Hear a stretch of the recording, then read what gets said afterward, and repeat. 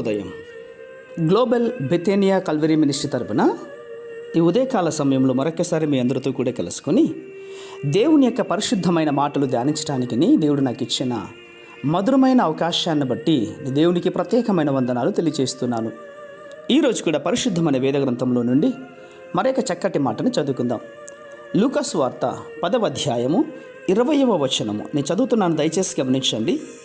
లూకా సువార్త 10వ అధ్యాయము 20వ వచనము. అయినను దయ్యములు మీకు లోబడుచున్నవని సంతోషింపక మీ పేర్లు పరలోకమందు వ్రాయబడి ఉన్నవని సంతోషించడని వారితో చెప్పాను. దేవునికి స్తోత్రం కలుగునుగాక.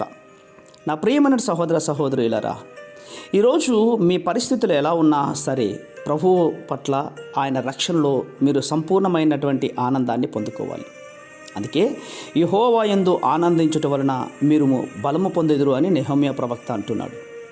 ఒక పనిలో మీకు ఆనందం ఉన్నప్పుడు కూడా ఆ ఆనందమే మీ పనిని కొనసాగించడానికి తగిన బలాన్ని ఇస్తుంది. ఇంకోవైపు మనందరం ఆనందం కలిగించినంత పనులు చేస్తున్నామా? మనకు అప్పగింపబడినటువంటి పనులు చేయాలి కాబట్టి చేస్తున్నాం, కానీ ఆ పనులు చేయడానికి మనకు కావలసిన బలాన్ని ఇచ్చే ఆనందం అందులో ఉండదు. యేసు ప్రభు వారి గురించి సాక్ష్యం ఇవ్వడానికి ఆయన యందు మనకు ఆనందం అవసరం. క్రైస్తవులు పొందుతున్నటువంటి ఆనందాన్ని చూచినప్పుడు రక్షణ పొందిన వారు యేసుక్రీస్తుని గురించి తెలుసుకోవాలని ఆసక్తి చూపుతారు. మన పరిచర్యలో ఆయనే మనకు బలం. అందుకే దావీదు తన ఆనందాన్ని కోల్పోయాడు కాబట్టి ఏమని ప్రార్థిస్తున్నాడు తెలుసా? నీ రక్షణానందము నాకు మరలా పుట్టింపుము, సమ్మతి గల మనస్సు కలుగు చేసి నన్ను దృఢపరచుము అంటోంది వాక్యం.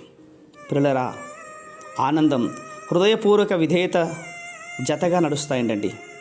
ఒక పని మీకు ఆనందం కలిగించినప్పుడు ఎవరి కోసమో మీరు పని చేస్తున్నారో ఆయన బట్టి మీరు ఆనందిస్తే ఆ పనిని మీరు మనస్ఫూర్తిగా చేయగలుగుతారు. నా పాపాన్ని ఒప్పుకోక నేను బంధకంలో ఉండిపోయాను కాబట్టి నా ఆనందాన్ని, నా సిద్ధ మనస్సును కోల్పోయాను, దేవునికి విధేయత చూపటంలో నిజమైన ఆనందాన్ని కోల్పోయాను అని దావీదు బాధపడుతూ ఉంటున్నాడు. ప్రియులారా, ఆనందాన్ని మీరు ఎలా పొందుకోగలుగుతారు? మీ పాపాన్ని ఒప్పుకున్నప్పుడే. ఇప్పుడే, ఈ క్షణమే, ఈరోజు పునరుద్ధానపు యొక్క ఆరాధనకు మందిరానికి కుటుంబ సమేతంగా రండి. యేసు వైపు చూడండి. మీరు ఆయన వైపు చూసినప్పుడు ఆయన మీ వైపు చూస్తాడు. మీకున్నటువంటి అంతరంగాన్ని ఆయన తొలగిస్తాడు. మీ రక్షణలో మీరు ఆనందం పొందాలని దేవుడు మిమ్మల్ని కోరుకుంటూ ఉంటున్నాడు. మీ రక్షణానందాన్ని కోల్పోయారా?